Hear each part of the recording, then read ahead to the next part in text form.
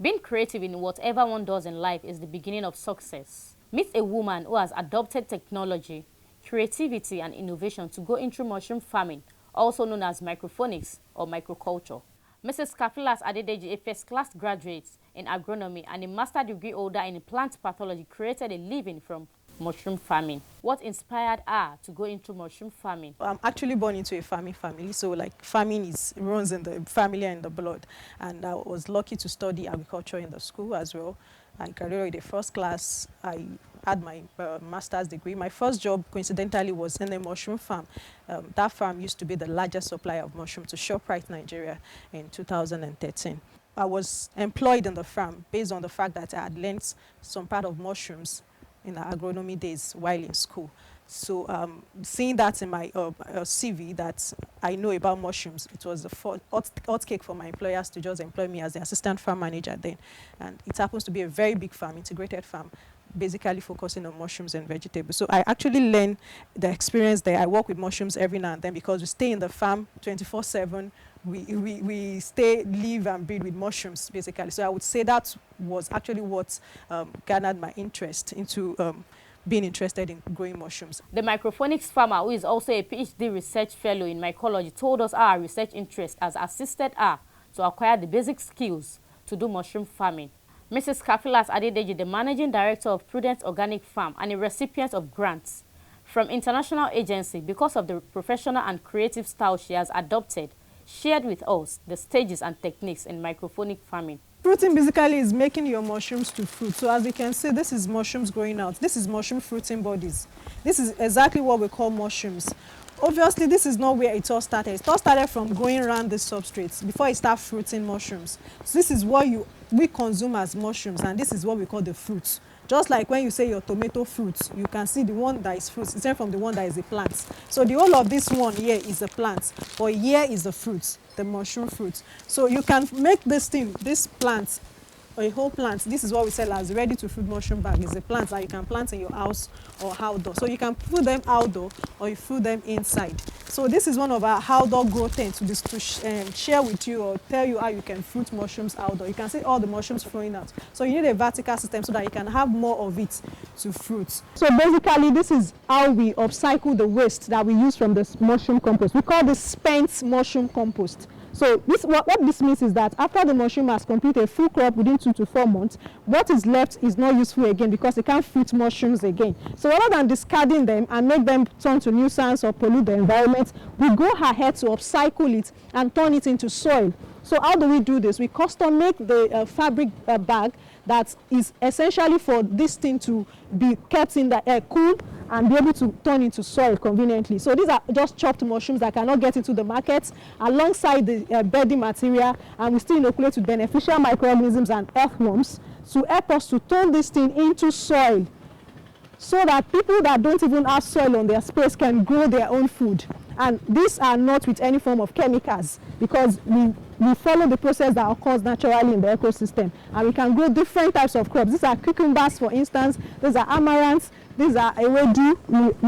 You can grow them in bags. You can grow them in an A-frame. Like this particular A-frame now with the bags and everything that we can grow 100 different plants conveniently. So you can grow 100 different plants and you don't even need soil, all from the spent from our mushroom compost. So basically we fruit mushroom here to just show people that they can actually fruit mushroom indoors. But if you want to fruit indoors, it has some requirements. You have to put in place some machineries. Of course, putting in place those machineries, we make sure that you are growing with precision. That means you are going to get maximum results, unlike just leaving it to the atmospheric condition outside or weather condition. Fruiting mushroom is so much dependent on humidity, temperature, and ventilation. So these 3 parameters, if you are able to come into the laboratory or in a room setting, you can be able to control them independent of what is happening outside. So right here we have the humidifier that ensures, number 1, it monitors what we have here in terms of the humidity and the temperature. Number 2, it gives it the right humidity and temperature if we are not getting what you are supposed to get here. So you can see the readings here is 96% humidity and 27 degrees of temperature, which shows that this place is okay for mushrooms to fruit. So you really need this kind of equipment if you are growing indoors because While indoor, if you don't put in place some equipment, you will not be able to get the exact thing that the mushroom needs to grow to fruit to maximum. So the essence of doing this is for you to be able to get maximum yield, like optimum yield from your products. So basically what we are using 2080, using 80%, 20% work to get 80% returns, putting in place the right infrastructure. So we are growing here with precision.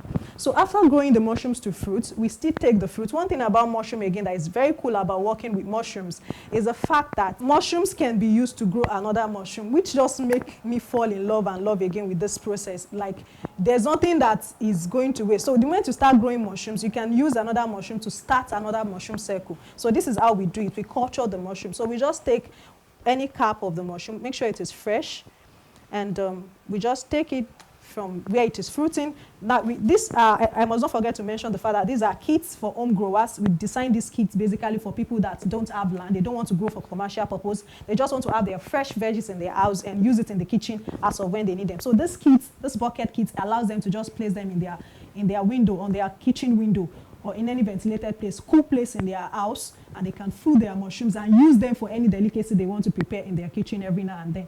So, but what we use this kit for, we pack them here so that we make it available for people that order, then we deliver to them. But what I'm trying to explain to you now is how mushrooms can be used to grow another mushroom. So we can use these mushrooms to be able to culture it. We collect, because mushrooms also have seeds, just like plants. So right here underneath of the mushrooms are gills.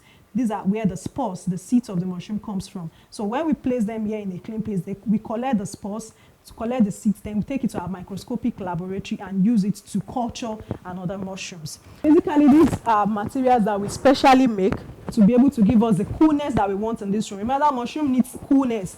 They are not found locally here. Eating organically grown food must be embraced by all, even though research has revealed that some mushrooms can be harmful to human health. The creative farmer told us the importance of eating naturally groomed food. About 1% of the total identified species of mushrooms are poisonous. So as insignificant as 1% might sound, we still need to be very, very watchful. And that is the reason why I also always advocate for people to go for cultivated mushrooms.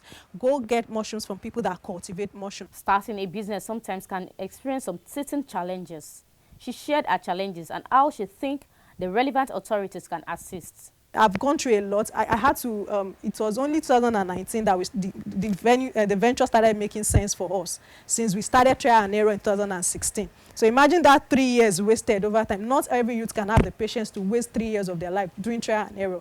But if we had gotten the real information from the onset, it was difficult for me because I don't have any business knowledge. I was only a passionate agriculturist, farmer, growing mushrooms. I know how to grow, just let me be growing. So I did a lot of trial and error, not knowing that the business world is a different ball game. What are the basics needed to start a microphonic farming? If you want to go into mushroom farming today, it start from something. I would say start from getting the technical information, learning.